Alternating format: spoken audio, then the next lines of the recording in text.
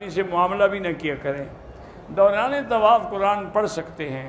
حرم شریف میں غیر ضروری فوٹو نہ کھینچا کریں۔ وطر کی دعا بھول جائیں تو جو دعا تمہیں یاد ہے وہی پڑھا کرو۔ اگر کوئی ہماری زمین پہ ناجائز قبضہ کرے، بہرحال قتل کی اجازت تو نہیں ہے، لیکن اگر کوئی حل نہ ہو اور مجبوراً کوئی آدمی ایسا ہو قتل ہو جائے تو من قتل دون عرض ہی، اپنے مال یا اپنی عزت کے لیے اگر کوئی قتل ہو جائے وہ بھی شہید ہوتا ہے۔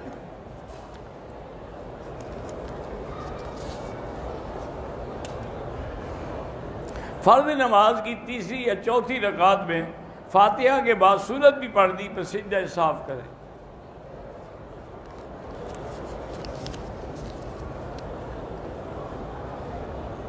میں 10 ساتھیوں کے ساتھ مدینہ شریف سے احرام باندھ کے آیا، حرم بیت اللہ سے نیت سے روانہ ہوئے، مکہ کے مقام پہنچے، عرض کیا کہ ہم 10 بندے ہیں، بوڑھی عورتیں ہیں،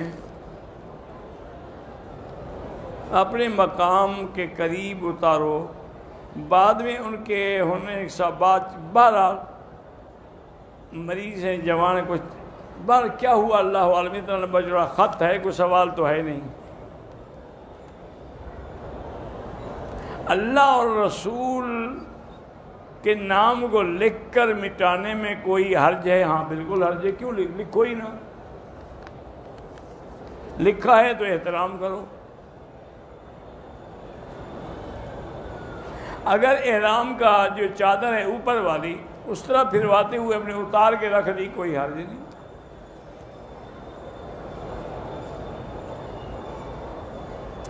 میں نے مدینے سے ہی میقات سے احرام باندھا، ہوٹل پہنچا، وضو کرتے ہوئے دانتوں سے خون نکلا، کوئی حرج نہیں، آپ کو احرام کو کچھ نہیں ہوتا۔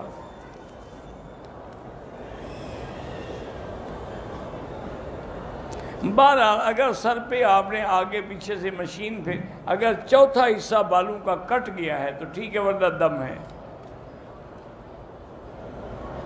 ہمارے علاقے میں امام مسجد جو ہیں وہ امامت بھی کراتے ہیں، لیکن ڈش اور نیٹ پر بھی دیکھتے ہیں، تو پیچھے مقتدی کون سے اللہ والے کھڑے ہیں وہ دیکھتے ہیں۔ تم خود فلموں میں کام کرتے ہوگے، لہذا دونوں جیسے روح ایسے فرشتے، سب کی نماز ہو جاتی ہے۔ صلو خلف کل بر و فاجر۔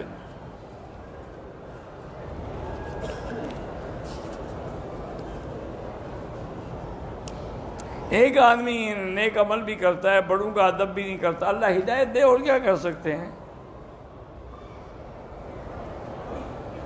مسجد نبوی میں جو 40 نمازوں والی حدیث ہے وہ ضعیف ہے، لیکن فضائل اعمال میں ضعیف حدیث حجت ہوتی ہے۔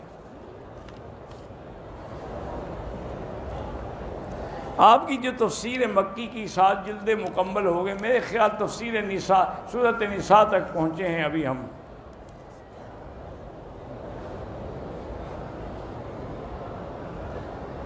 پتہ نہیں، ایک عورت کہہ دی مسجد عائشہ سے ہم کیوں عمرہ کریں، تو نہ کرے، اس کو کس نے کہا ہے کہ کرے؟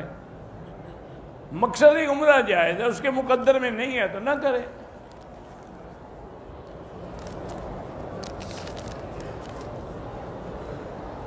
عمرہ کر کے آئے، مدینہ کی زیارت کی، ایمان تازہ ہو گیا، کل جدہ سمندر پہ گئے۔ بہرحال جدے سے عمرہ کرنا ضروری نہیں، باقی جدے کے حالات، آج کل دنیا کے حالات تو ہر جگہ بگڑے ہوئے ہیں۔ جمعہ کی پہلی اذان جو ہوتی ہے وہ زوال سے پہلے ہوتی ہے، اس کے بعد سنتیں نہیں پڑھ سکتے۔ دوسری اذان جو ہوتی ہے وہ ہوتی ہے 12:35 پہ، آپ 12:25 سے سنتیں پڑھنا شروع کر دیں۔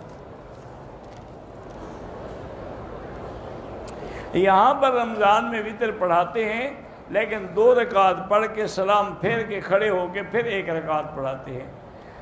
بھائی پڑھتے یہ بھی 3 ہیں، پڑھتے تم بھی 3 ہو، یہ صرف سلام کرتے ہیں تم نہیں کرتے ہو، فرق تو کوئی نہیں۔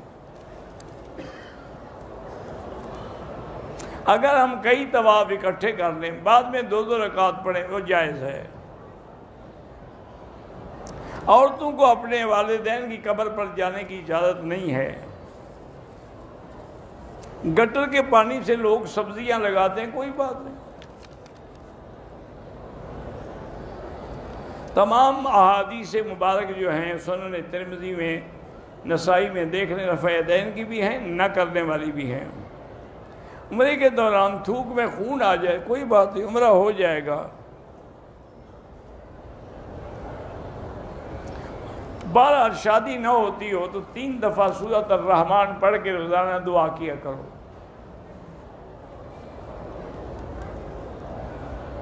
اگر ایک آدمی صفا مروہ کر رہا تھا، پیچھے سے کسی نے ویل چیئر ماری، پاؤں زخمی ہو گیا، کوئی بات نہیں، اس کو خون صاف کر لے، اپنی صفا دوڑے۔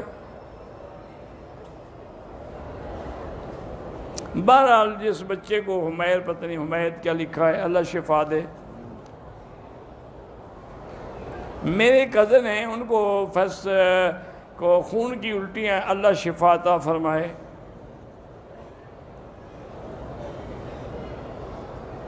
کیا اینیمیشن بچوں کے لیے اسلامی کارٹون بنانا؟ ہاں اسلامی کارٹون بنائیں، لیکن کسی صحابی یا پیغمبر کی شکل نہ بنائیں۔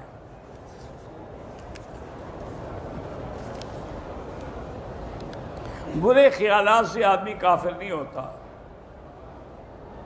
بند چپل پہنے اور پورے عمرے میں پہنے رکھیں تو پھر دم پڑ جاتی ہے۔ احرام کی حالت میں ٹوپی یا کوئی کپڑا سر پہ تھوڑی دیر کے لیے رکھا تو کوئی حرج نہیں، لیکن پورے عمرے میں باندھے رکھا تو پھر دم پڑے گی۔ واش روم میں احرام کو لٹکا دیا، وضو کیا، ٹھیک ہے، کوئی بات نہیں۔ توبہ پر کیسے قائم ہو؟ اپنا اللہ سے ڈرتا رہے تو قائم رہ سکتا ہے، اگر پھر بھی ٹوٹ جائے تو پھر توبہ کرے، دروازہ ابھی بند نہیں ہوا۔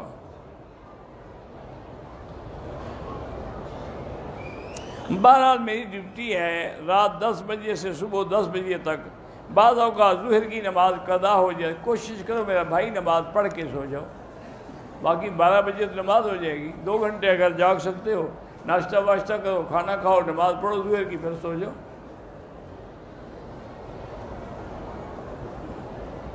ایک آدمی نے 30 سال پہلے اپنی بیوی کو طلاق لکھ کے بھیجی، بیوی نے وصول نہیں کی،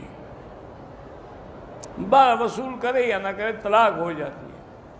اب مجھے یہ نہیں پتا کہ 1 طلاق لکھی تھی یا 3، اگر 3 لکھی ہیں تو وہ حلال بھی نہیں ہو سکتی۔ عمرے کے دوران صفا مروہ نہیں دوڑا، دم پڑ گئی۔ وسیلے کی کوئی ضرورت نہیں، اللہ براہ راست سنتے ہیں۔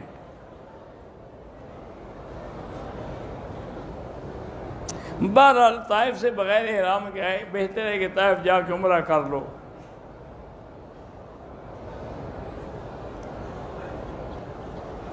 جس آدمی کی داڑھی بھی نہیں، سر پہ ٹوپی بھی نہیں، پتہ نہیں اور کیا ہے، ٹخنوں سے شلوار اوپر ہے، اس کے پیچھے نماز تو سب کے پیچھے ہو جاتی ہے، لیکن اچھی بات یہ ہے کہ اچھے امام کے پیچھے پڑھو۔